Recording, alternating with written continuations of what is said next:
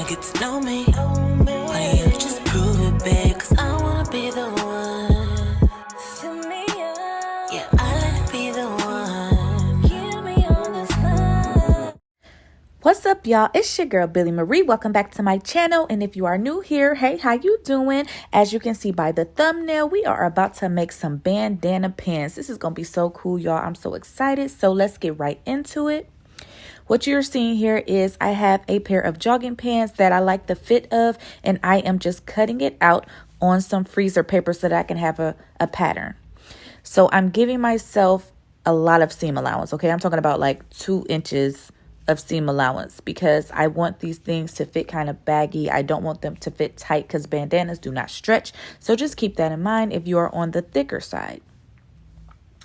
And what I do once I get towards the top, I go straight up.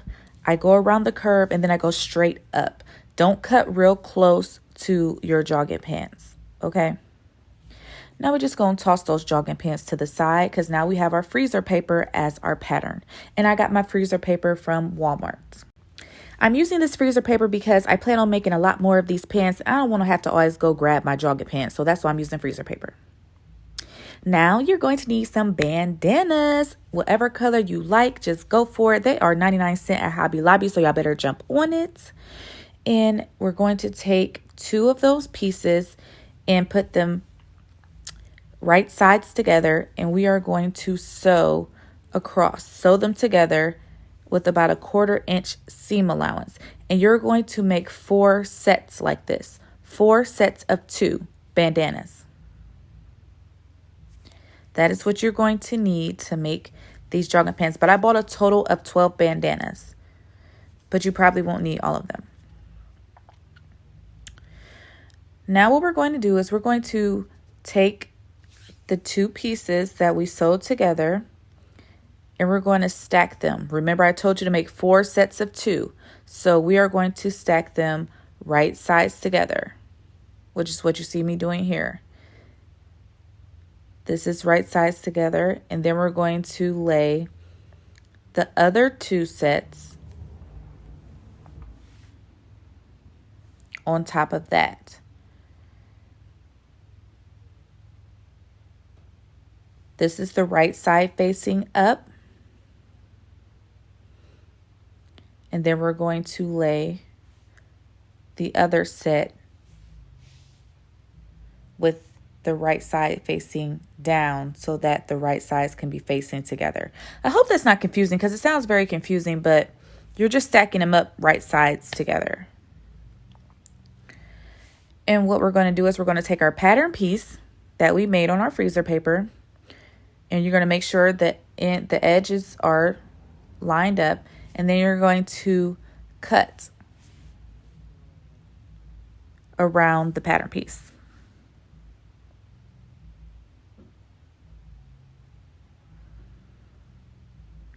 And you don't have to cut a seam allowance when you cut this because you should have cut your seam allowance on the pattern piece when you made the pattern piece.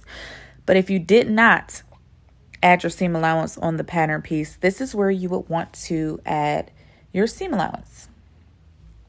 And if you didn't make a pattern piece at all, this is the part where you would put your old jogging pants on the bandanas and cut your pattern piece out that way. And you would once again add your seam allowance. Now you should have 4 pieces, and you see how the right sides are facing each other. And we're going to sew a straight stitch down that curve so that our pants can begin to form. This is 2 pieces that I'm sewing together because you're going to have a front piece and you're going to have a back piece. And you'll see once I finish sewing this. But I'm just using a straight stitch with about a 1/4 inch seam allowance, and I'm sewing around the curve. Make sure you back stitch at the beginning and back stitch at the end to hold your stitches in place. Okay, as you can see now, this is what it's going to look like when you get finished. And we're going to put those right sides together.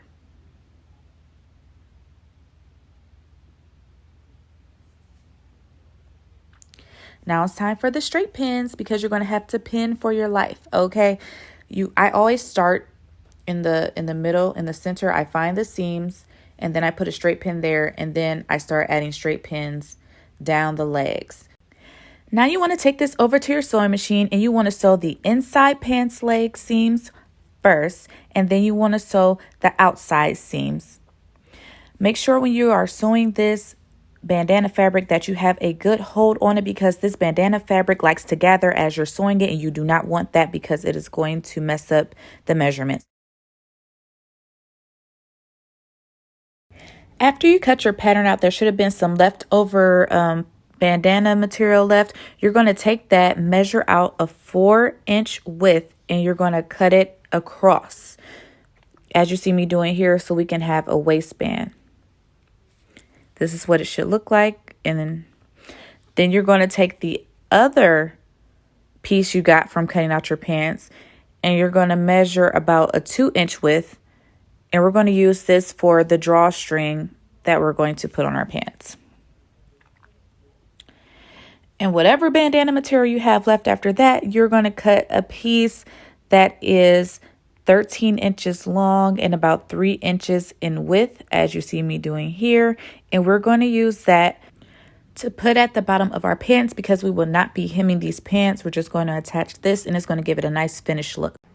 I didn't film it, but you need to take the 2 4-inch wide strips and sew them together to make one long strip, and the 2 2-inch strips together to make one long strip for your drawstring. This is our waistband strip. You're going to fold it in half with the right sides facing out, and you want to grab your pants and you're going to attach this waistband strip to your pants. You want to make sure that the waistband has the right sides facing outward and your pants are on the right sides. And it should look like this once you pin it.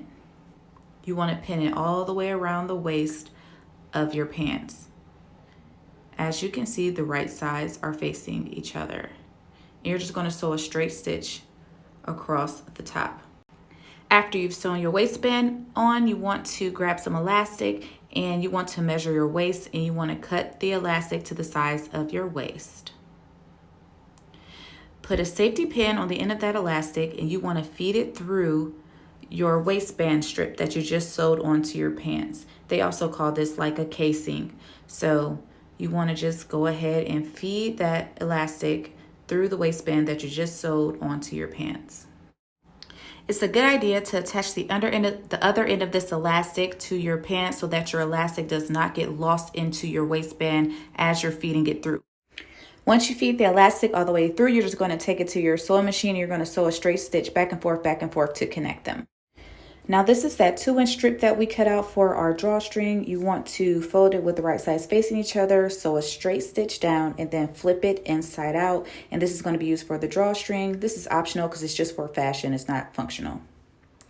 And this is the finished result. We have our pants, our bandana pants. They are very comfortable and cute and stylish. I didn't get to film everything like I wanted to, so this is not a step-by-step tutorial, but I just wanted to show you the possibilities you can have when you have bandanas. Thanks for watching. Don't forget to like, comment, and subscribe.